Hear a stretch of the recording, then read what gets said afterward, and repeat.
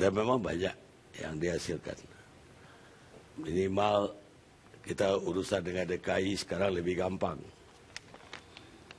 Tapi kenapa ada kasus ini? Saya persilakan Saudara Iwan Piliang. Baik Bang Karni, pertama kami berterima kasih akhirnya topik ini menjadi judul kita malam ini. Itu terjadi setelah saya pribadi 3 kali Selasa mendaki gunung, menuruni lembah, menyeberangi lautan. Jadi saya memang berterima kasih dipulangkan dari Malang oleh TV One hari ini karena dalam perjalanan darat lintas Jawa Komodo. Terima kasih. Terima kasih kedua, mungkin bukan terima kasih tepatnya, saya harus mengakui bahwa Bang Karni seorang jurnalis senior yang luar biasa. Artinya apa? Intuisi seorang jurnalis ada pada di sini. Jadi ketika kami sampaikan topik ini, mungkin Bang Karni melihat seperti pengantar tadi belum tepat. Malam ini sangat tepat. Itu yang kedua. Sangat tepat. Saya mulai begini. Saya ingin keluar dari dikotomi ras, dikotomi agama, dikotomi pilgub. Saya ingin keluar dari situ. Karena ketika kasus ini kami verifikasi, masih jauh hal demikian. Dan catatan yang paling utama harus kita sadari berbangsa dan bernegara, kita adalah bangsa yang paling toleran di dunia dalam hal beragama. Hal ini tidak harus menjadi landasan ataupun topik yang mengganjal dalam hal kita membahas topik ini. Oleh karenanya saya ingin keluar dari situ karena terkait dekat dengan pilgub. Saya ingin mengambil nama Ahok, mengubahnya menjadi Alim karena ini bahasa lisan. Agar paparan saya bisa ditangkap dengan jernih. Begini, begitu kita mendapat info tentang masalah ini, yang kami lakukan adalah verifikasi. Verifikasi dalam prosedur kerja itu 2. Pertama, dokumen tertulis. Kedua, reportase lapangan atau ke lapangan. Dokumen tertulis yang kami miliki, 1, aspek legal.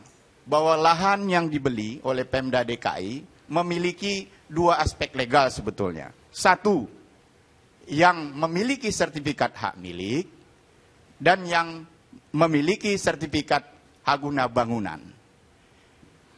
Sertifikat hak milik, kebetulan dalam hal ini ada Ketua Yayasan Pak Parmin, nanti beliau bisa menjelaskan sebagai figur yang memang menjadi ketua Yayasan Chandranaya, Sing Ming Hui dulunya.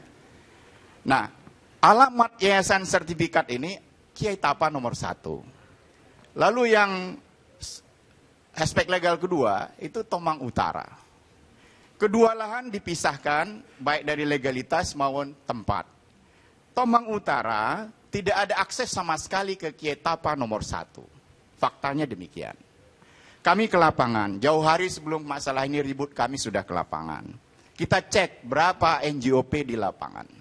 Kalau menurut BPK 7, sekian. Kami di lapangan justru menemukan ada yang lebih rendah dari itu.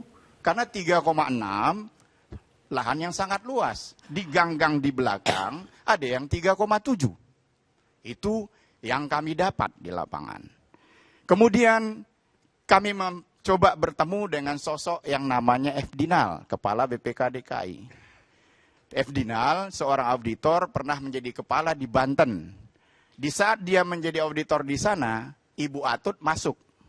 Masalah Alkes.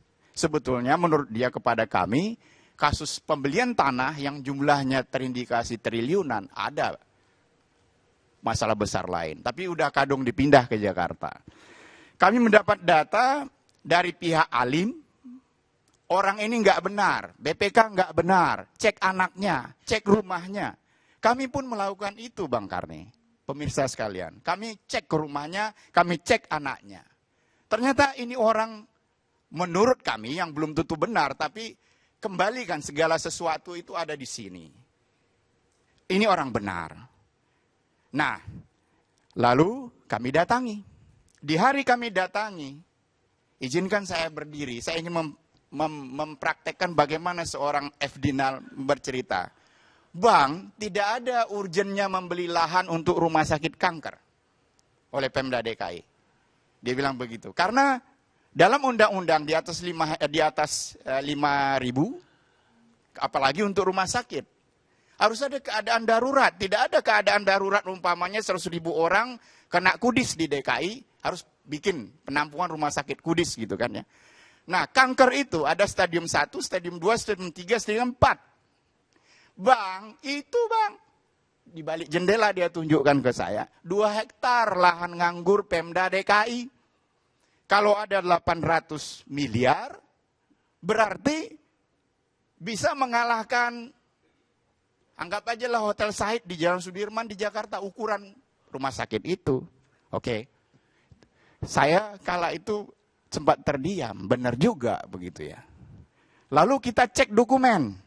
Jadi tadi saya sudah mengirim charts yang kami buat, itu juga kami paparkan Komisi 3 DPR, sudah lengkap siklus awal pembelian sampai akhir, di mana persoalannya.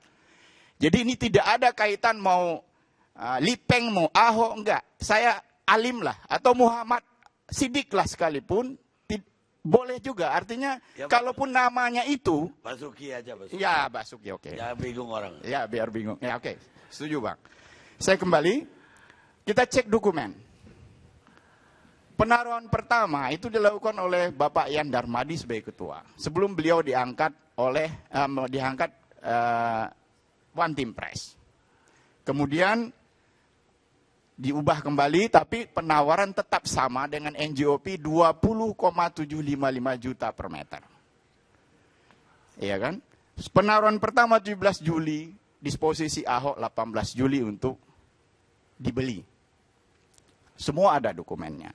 Nah, saya lebih mempercepat supaya kebagian ada Pak Pri dan lain-lain. Proses pada Desember saja. 16 Desember.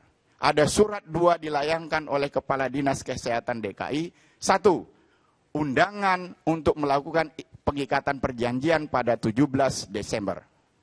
2. Surat kepada Kepala Dinas Pajak DKI, Saudara Iwan Setiawan. Bunyinya adalah meminta keterangan tentang NJOP. Jadi kalau dikatakan NJOP-nya bla bla bla bla bla, ya pemerintah atau kementerian yang mengatur, dokumen yang kami verifikasi 16 Desember permintaan resmi akan NJOP tersebut.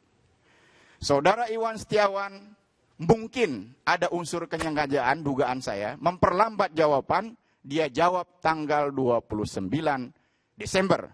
Jawaban itu sangat mengagetkan. Hutang PBB selama 8 tahun 6, sekian miliar. Oke? Nah, tapi 17 terjadi pengikatan jual beli. Itu satu. Kedua, saya percepat lagi. Saya ingin nanti ini mengemuka, ada tanya jawab apa, bantahan dan lain-lain, abang bisa lempar ke saya lagi. Saya ingin maju lagi. Ini kalau mau canggih Bang, yang namanya data digital tidak bisa dibohongi. Semua surat menyurat bisa di forensik analis, di forensik digital analis. Biarpun kita delete, yang namanya delete itu memang hilang, tapi ada 32 bit yang namanya angka dan huruf di belakang setiap A, B yang kita ketik.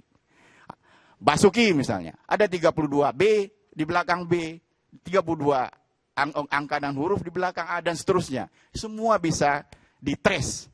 Saya ingin mengatakan begini, kami juga mendapatkan data terindikasi pemindah bukuan uang dari Bank DKI kepada rekening Kartini Mulyadi dilakukan pada 31 Desember pada pukul 19.40. Jika saja kami ingin menyampaikan kepada publik, jika saja kami publik, tim independen yang bersertifikat diizinkan memforensik digital, kami bisa melakukan. Sebab kalaupun tidak diizinkan, kami lakukan, itu namanya ilegal. Dan saya yakinkan publik, yang namanya server bank nggak akan mungkin dirusak. Jadi data pasti akurat. Dan di sini juga hadir tadi saya sebelum pembukaan, bicara dengan Pak Zul yang dulu di KPK, saya sengaja khusus bertanya, bagaimana posisi masalah ini zaman Pak Zul? Karena saya udah teriak juga waktu itu dari zaman mereka. Pak Zul bilang ongoing, terus. Alhamdulillah, berarti dugaan kami selama ini, terutama di komunitas sosial media, KPK ini pahpoh, masuk angin kayak saya bilang ke abang itu. Ternyata kan tidak gitu. Kita terlalu seudon curiga. Ternyata hari ini memang perlu proses. Proses itu panjang gitu. Nah, 31 Desember pemindah bukuan, saya ingin bertanya ke Bapak, Ibu, hadirin, pemirsa, apa itu wajar? Apa itu sah?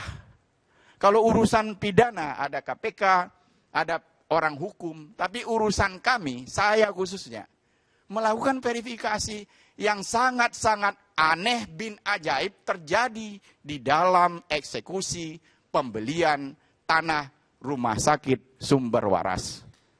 Demikian sementara Bang, sebagai pengantar. Kita rehat dulu sementara.